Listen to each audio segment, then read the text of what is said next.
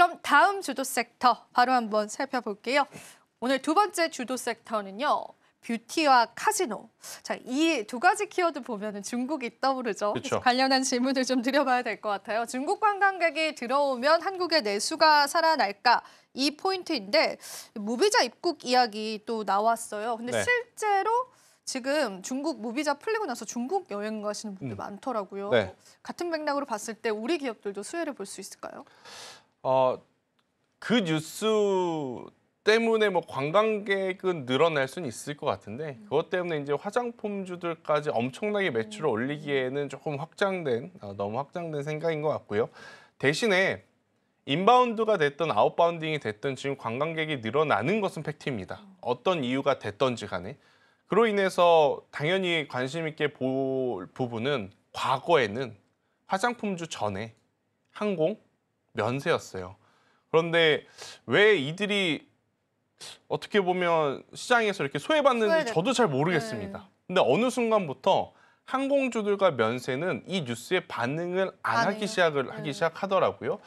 왜 그러냐라고 고민을 해봤더니 작년부터였던 것 같아요. 그러니까 화장품주들이 이제는 이들과 엮이기에는 자존심이 상할 겁니다.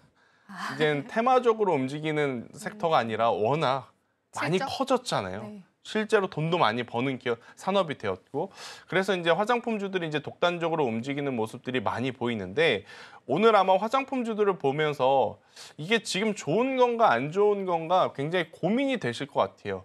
장 초반, 그러니까 장 시작하고 9시부터 11시까지는 화장품주들이 굉장히 강했거든요.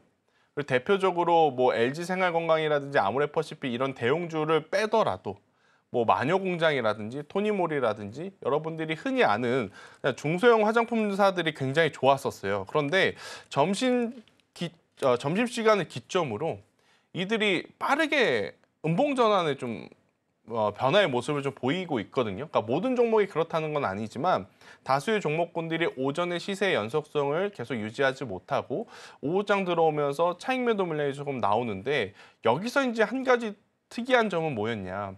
같이 움직이는 분야 중에 어떻게 보면 놀자주라고 하죠. 카지노.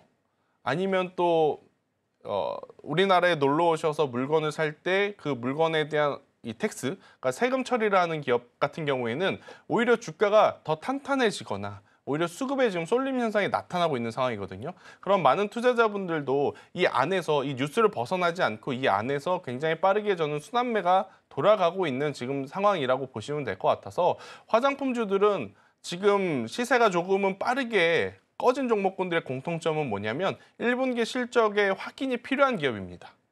그동안에 이제 유럽과 미국 쪽이 이제 특화되어서 실적이 확실한 기업들 같은 경우에는 그렇게까지 지금 빨리 내려오진 않았거든요. 하지만 이제 중국발 혹은 이제 중국 쪽 매출을 많이 가지고 있어서 실적에 대한 부담감을 가지고 있는 기업들은 조금은 빠르게 음봉 전환된 기업들이 많으니 화장품주들을 좀 보실 때 저는 우선은 한국 화장품과 한국 화장품 제조 혹은 LG생활건강과 아모레퍼시픽처럼 여전히 시세가 그나마 좀 살아있거나 만약에 조정이 나왔어도 조정의 폭이 얕은 쪽으로 보시는 게 맞다 생각이 들고 있고 오히려 이제 앞서 제가 언급드렸던 카지노 쪽을 보면 파라다이스 그리고 파라다이스 하면 우리가 항상 같이 이야기하는 GKL 그리고 강원랜드 이 기업들의 시세가 오히려 더 좋아요. 그러니까 좋다라는 게 이제 뭐 바라보는 시각에 따라 좀 차이는 있겠지만 상승의 폭은 그렇게 크진 않습니다. 하지만 상승이 나오는 현재 위치가 굉장히 낮은 위치에 있다는 것이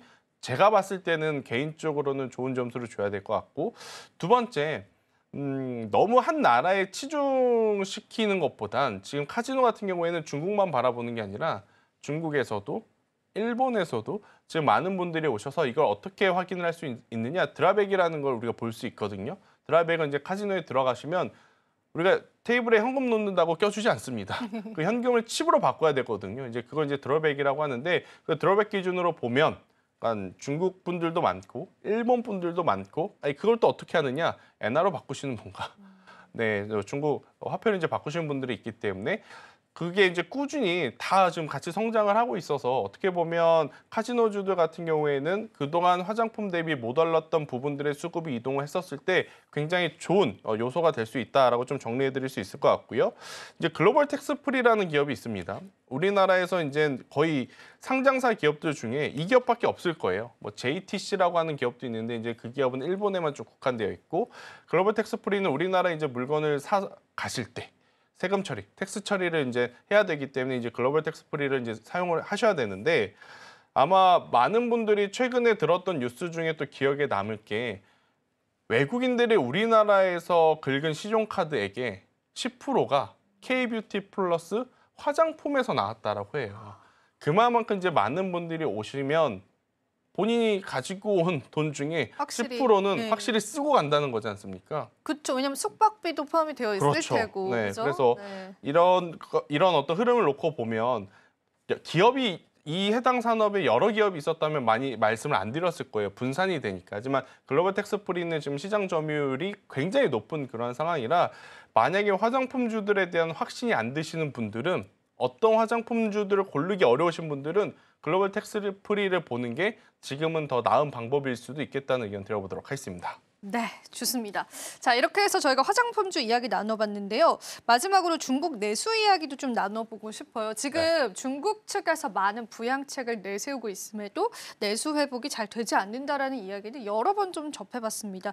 그러다 보니까 화장품 관련주도 접근할 때 조금 머뭇거리가 되는 부분들도 있을 것 같아요. 네. 이 부분도 좀 해결이 될 수 있을까요?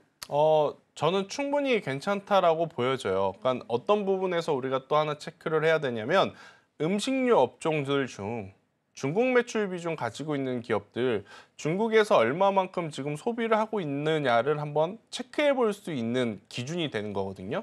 대표적으로 오리온 보시면 될 것 같아요. 오리온 같은 경우에는 생각보다 지금 중국에서 매출이 올라오고 있어요. 그러면 실제로 중국인들이 지갑을 닫는 게 아니라 쓸 건 쓴다라는 거거든요. 그래서 경기 부양에 대한 효과는 우리가 생각하는 것만큼 뭐 엄청나게 폭발적으로 나타나고는 있지는 않지만 그래도 개선세는 계속 보여주고 있으니 너무 걱정하실 필요는 아직은 없지 않겠는가라는 의견 드려보도록 하겠습니다.